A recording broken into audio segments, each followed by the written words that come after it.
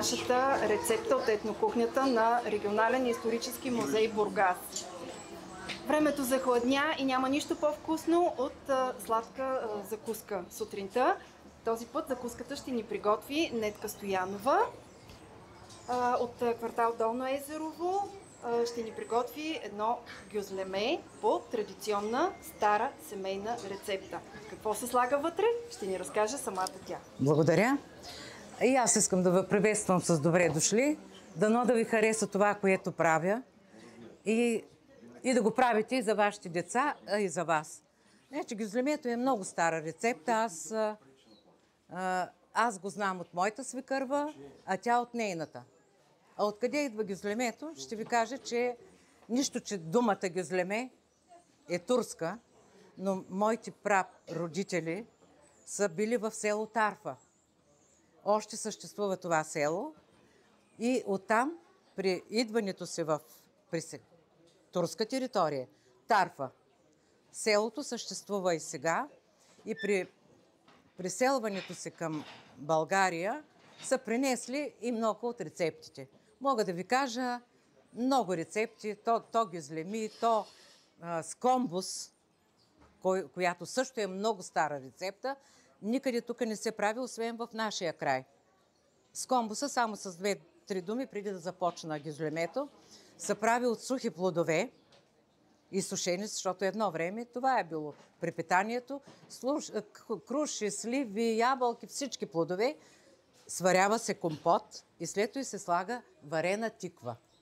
И оттам идва наименованието скомбус. И ние зимата, като малки, това не беше десерта. Така. Друго какво да ви кажа за гюзлемето? Не, че свекърва ми, те са си правили, маслото са се биели, крави са имали, сирени са си правили, мас също. И всичко е правено гюзлемето от домашни продукти. Но сега знаете какво е вече времето, въпреки всичко. Млякото ми е овче домашно. Аз си го квася. Така.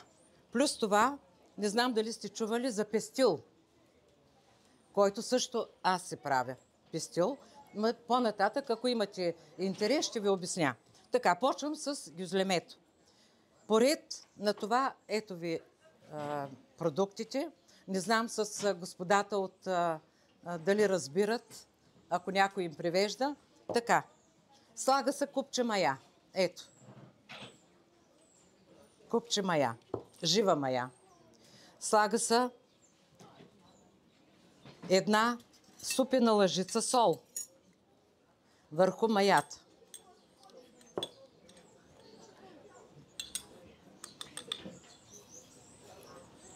Така. Една супена лъжица захар.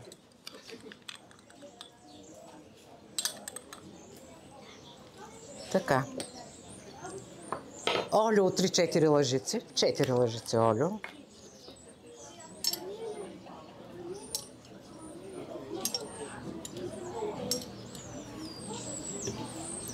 Млекото да сложим да се стопли леко.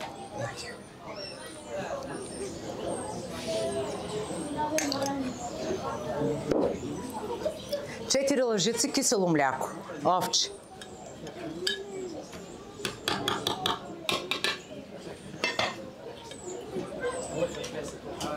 Вижте колко е гъсто. Това е домашно мляко.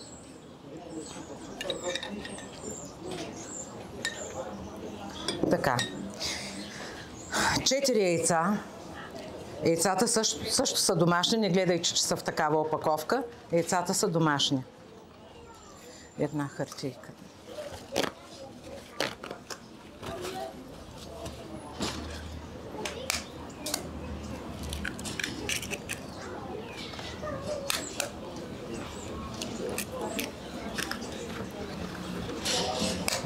Искам да ви кажа, че тази рецепта за тестото е универсална.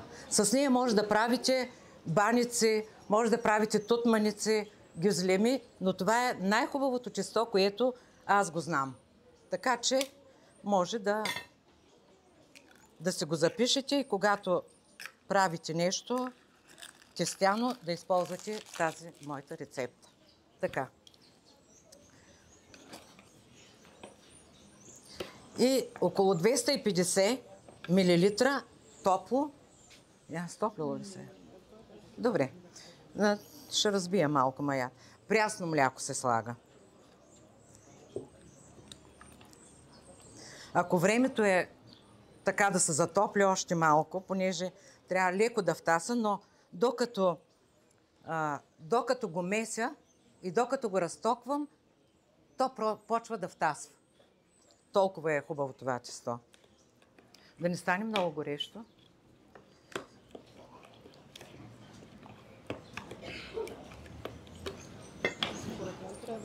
Да.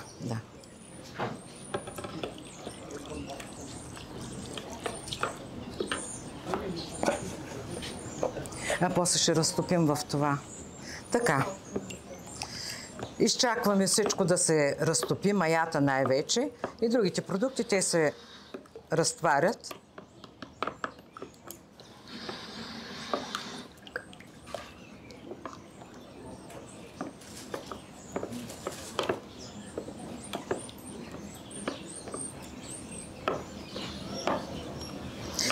Когато идват моите деца от София, и ако ги питам, всеки път, какво искате да ви направя, бабо гюзлеми.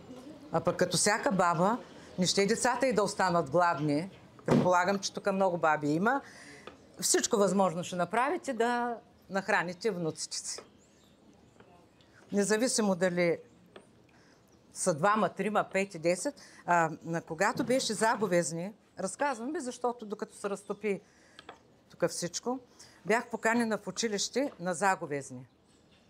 И да видим как са празнували едно време, халвата, там закачена на канап. И децата бяха 27. Аз естествено трябва да нахраня всички деца. Аз отивам баба да разкаже. И направих питка, тя Дончето знае какви питки правя, толкова висока и понеже са 27 деца, така я навих да има 27 парчета. И ако ви кажа колко доволни бяха децата, така че с тесто всичко може да се направи и това е рецептата и за питката.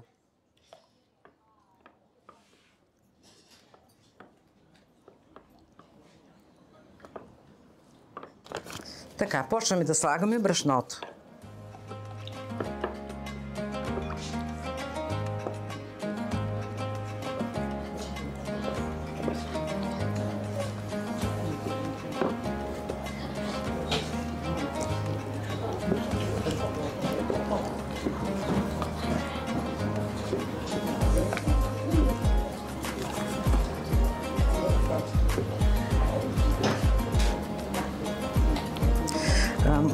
Можеш да сложиш мъста да са...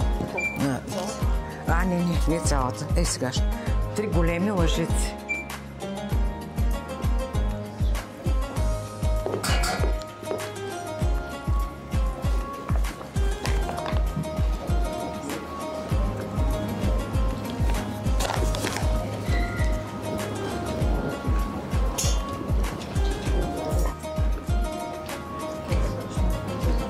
Става меко тестото, не трябва да е твърдо. То се отпуска от маята.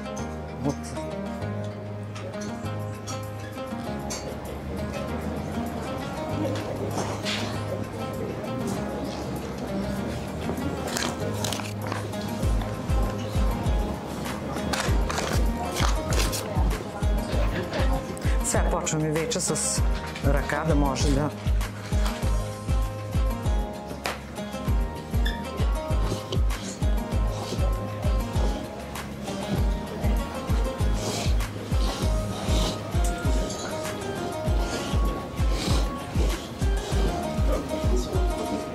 Да, и олиото. Това всичко. Трябва тази купа да се напълни догоре. Това е мярката.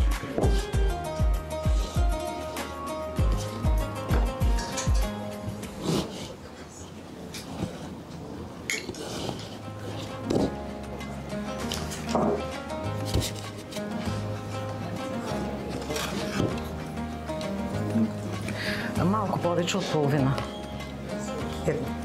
Така, да.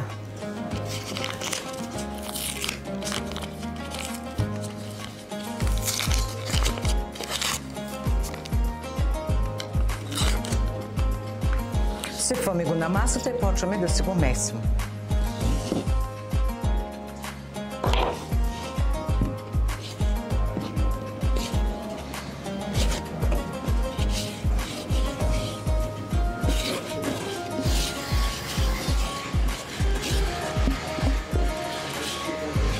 Ето това.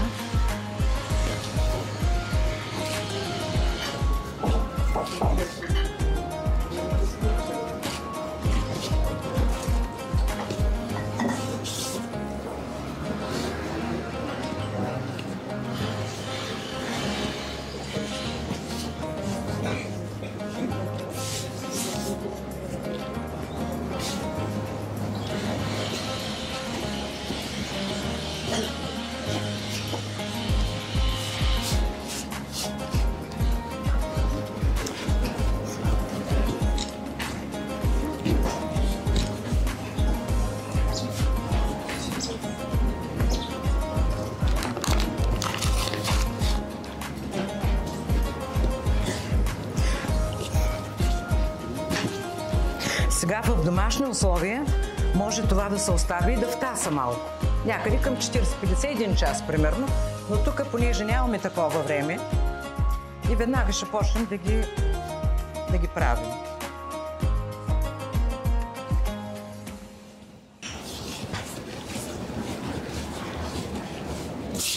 Хубаво трябва да се омеси.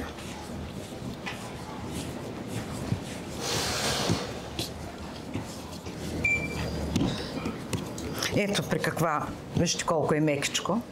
Много е хубаво, но още малко да почне да се отделя.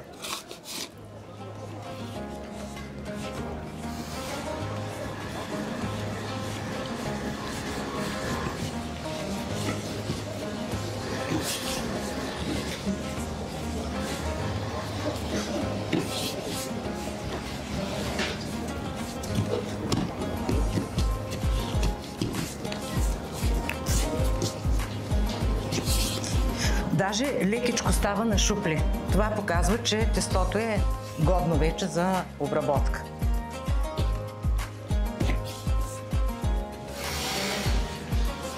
Така.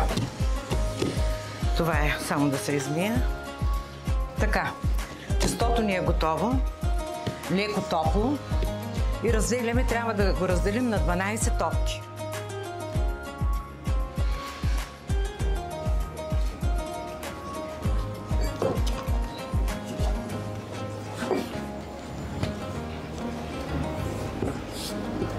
Значи, предполага се, че 12 гюзлеми трябва да направим.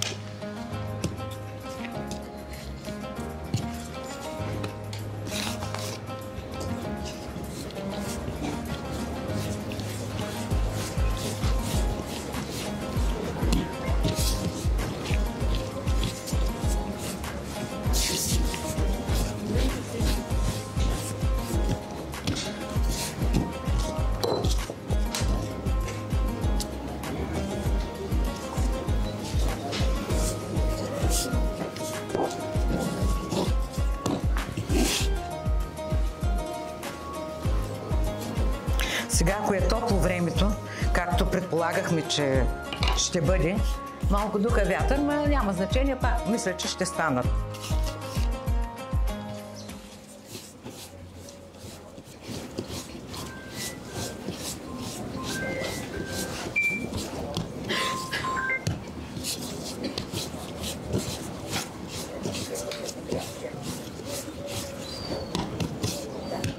И всяко на 3, за да стане по-точно.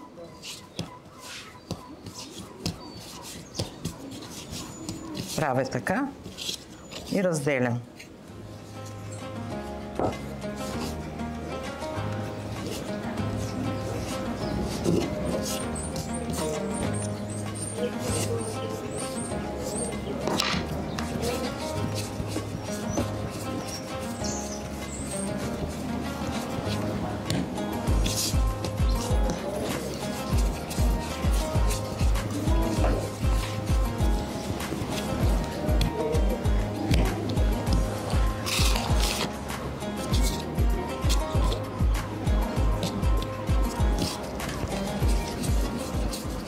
Не е много бавна, бърза рецептата, но за сметка на това пък стават много вкусни и стават доста.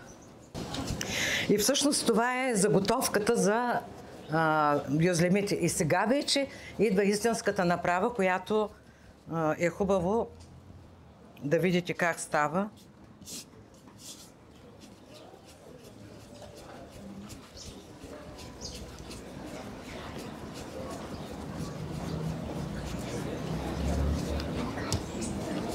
Сега изсеклям ги на една страна,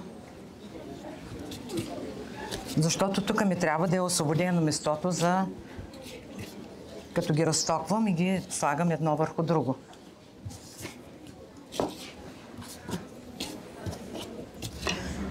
Това ми е точилката, може би от 40 години. С нея точа и почвам.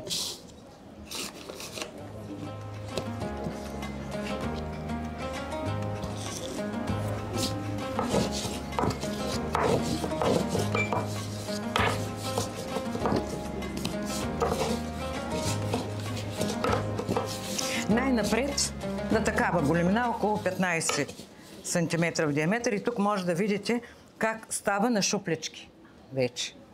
Това показва, че тестото е годно за обработка. Така, всяко, тук са трите мазнини: масло, олио и мас. И всяко мажа обилно отгоре. Затоплена е мазнината и това предполага, че по-бързо ще втасат. Така.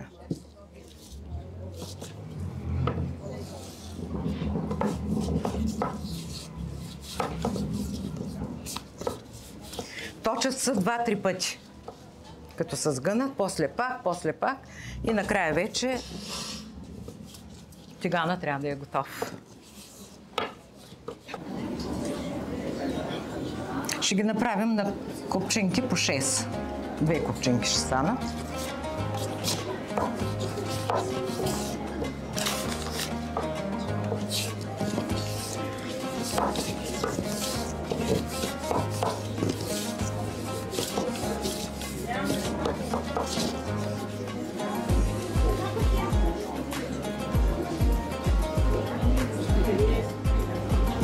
Почна да се отпуска вече тестото, защото и мазнината е топла и самото тесто е топло. Сега вече другата купчинка ще направим.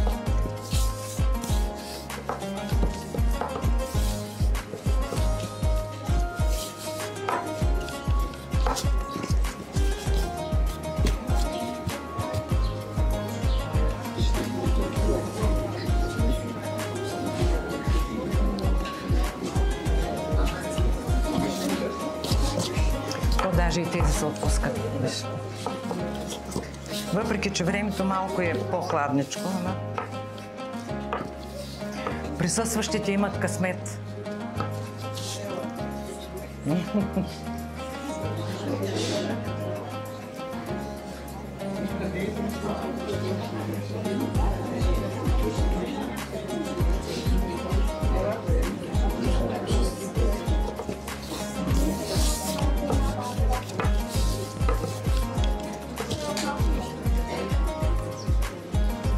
Остана още едничко и ще почнем втори път да ги точим.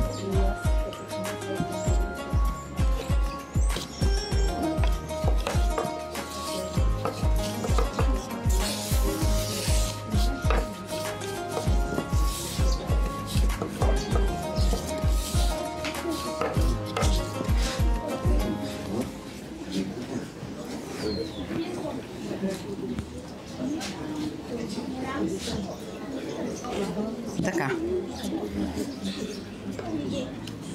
Обръщаме и почваме от първата.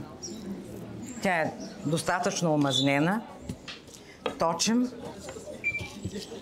И сега ще видите завиването как е.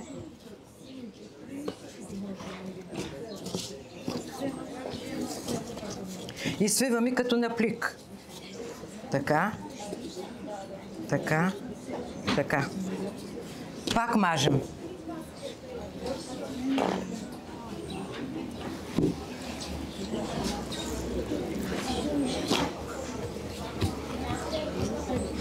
Така, вече можем и с ръка, защото е достатъчно отпуснато тестото. Завиваме.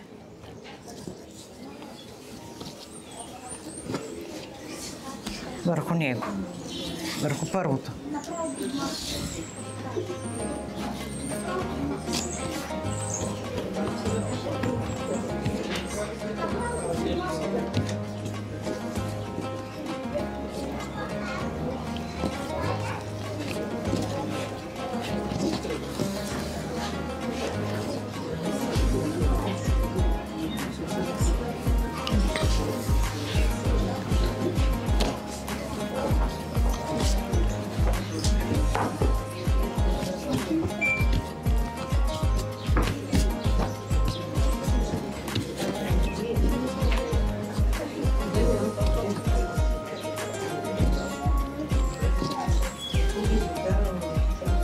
Сега вече, понеже много вече, ще ги направим на 4 купчинки. На 3 по 4. Така.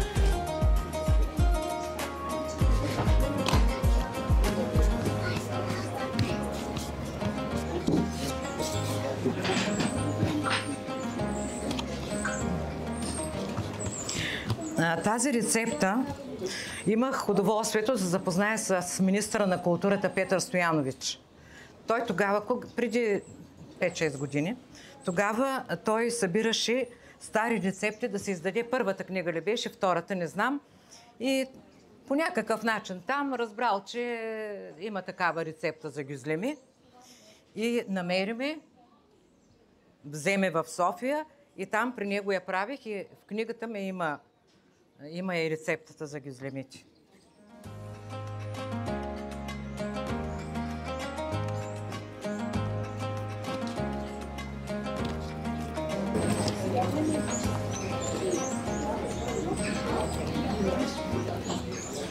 Сега пак почвам от първата.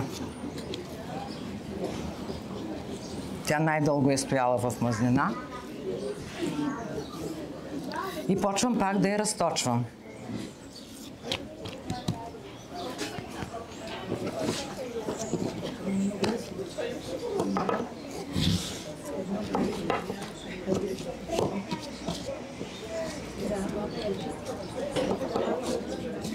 Повечко разтова. Вижте как става на шупли, което е много хубаво.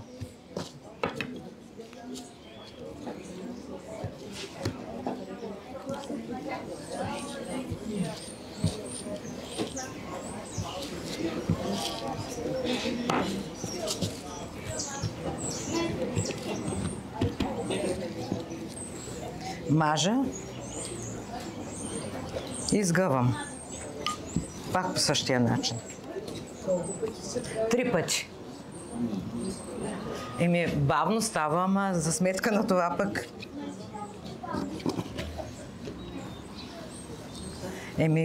Ще имате търпение. То може и 2 пъти, ама сега рецепт. Моля?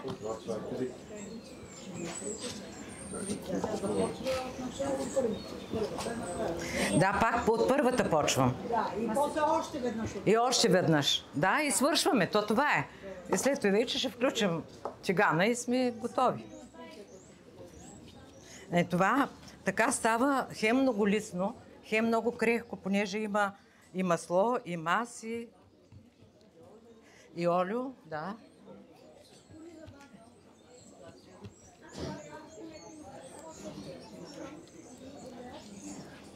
Да не се опасявате, че е много мазно, попива и стават много. Топло е сега. Стана ли?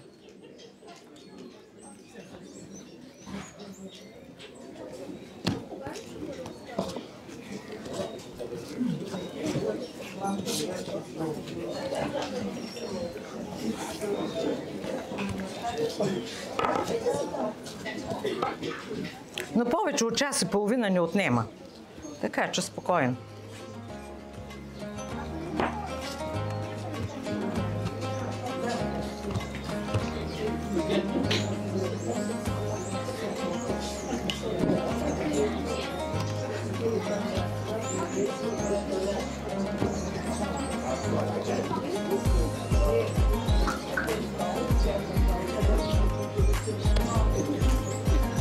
последната вече.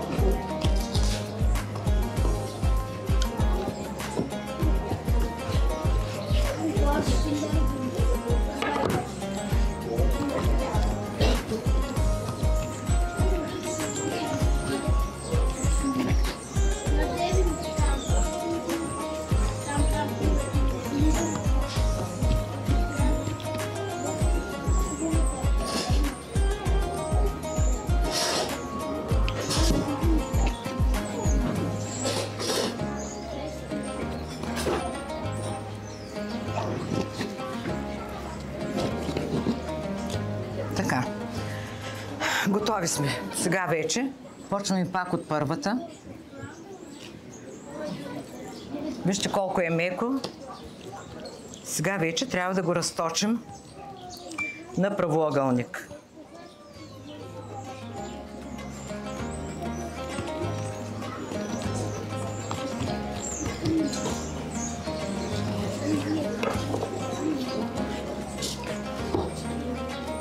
Тази няма да я сложим сирене.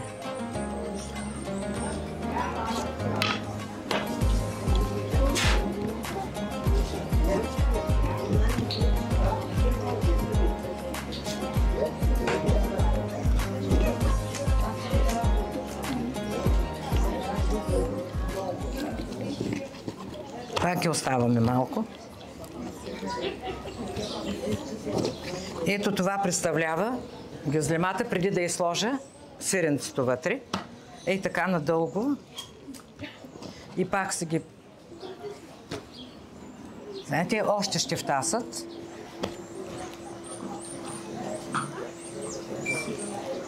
Да.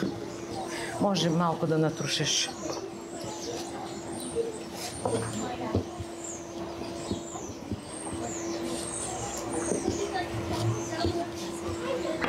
Вече малко по-трудничко, но и с ръка се помагаме.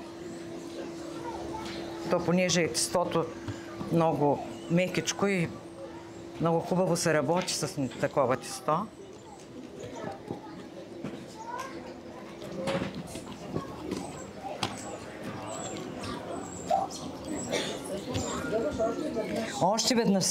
Още веднъж се сгъва и сега ще сложим сирени вече на първата само няма.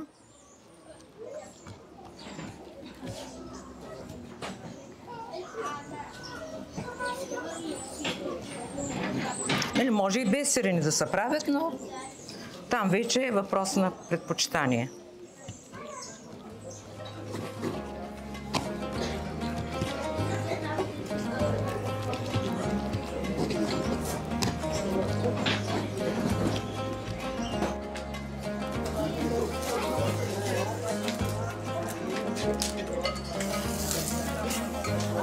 Нямаше ли там? Ами нищо, чакай. Я сложи малко и ще повдигна така.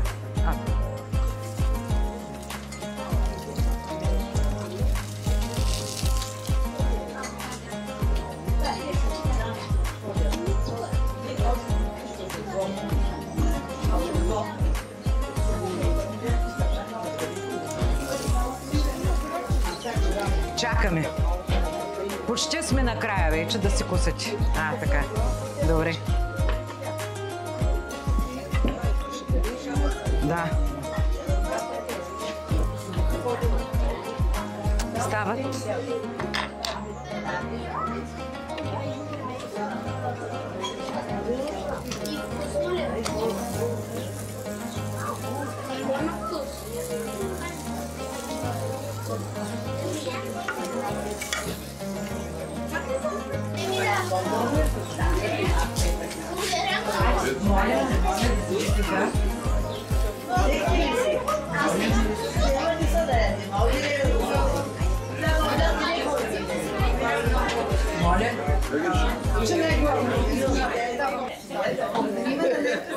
Рецепта и запознатите човек, който ни показа как се прави. Очаквайте клипчето, рецептата и можете и се. Благодаря. И аз ви благодаря. Благодаря и на всички присъстващи. Благодаря за поканата. Вярвам, че може малко, обаче да съм била полезна с моята рецепта. Да. Хареса ли ти? Добре. Браво!